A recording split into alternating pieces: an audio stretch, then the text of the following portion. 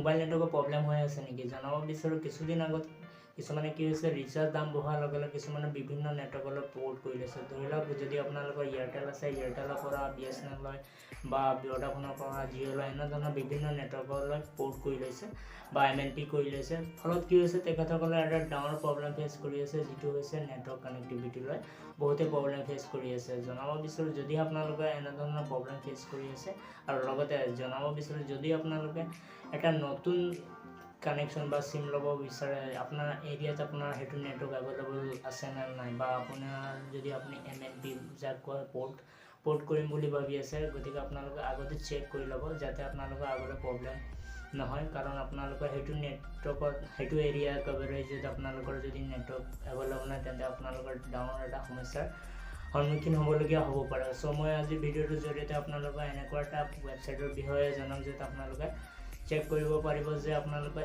Area কভাৰেজত সেইটো network available আছে নে নাই।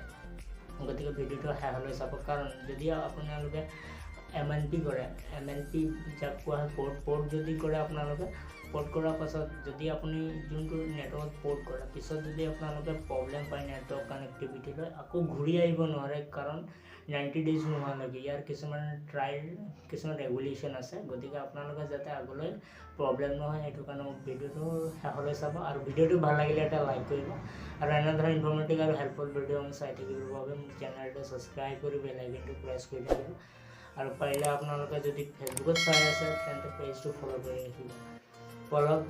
ফ'ল' নকৰি ভিডিঅ'টো আৰম্ভ কৰোঁ।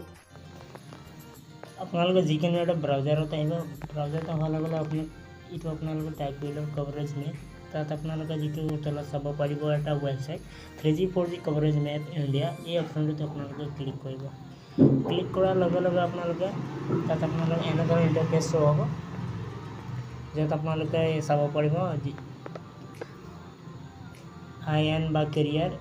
IN মানে ইণ্ডিয়াই থাকিব ছাৰ এইটো আপোনাৰ।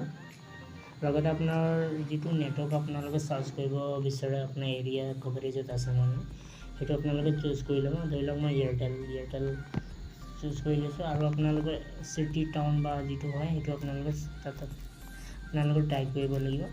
ধৰি লওক মই নগাঁও, যিকোনো এটা আপোনাৰ যিটো পিনক'ড হয়, বা যদি আপোনালোকৰ পিনক'ড নাহে তথাপিও আপোনাৰ আপোনালোকে সেইটো এৰিয়াৰ ভিতৰত আপোনালোকৰ নেটৱৰ্ক এভেইলেবল আছে নে আপোনালোকে তাতে চেক কৰিব পাৰিব। মই যিকোনো এটা চিলেক্ট কৰি লৈছোঁ। চিলেক্ট কৰাৰ লগে লগে এনেধৰণৰ ইণ্টাৰফেচ হ'ব, য'ত আপোনালোকে চাব পাৰিব যিখিনি অৰেঞ্জ কালাৰ আছে সেইখিনি হৈছে আপোনাৰ কভাৰেজ, য'ত আপোনালোকৰ নেটৱৰ্ক সেইখিনি কভাৰেজ এৰিয়াত এভেইলেবল আছে। গতিকে আপোনালোকে এনেধৰণৰ চেক কৰিব পাৰিব। গতিকে ভিডিঅ'টো ভাল লাগিলে আগলৈ শ্বেয়াৰ কৰিবলৈ নাপাহৰিব।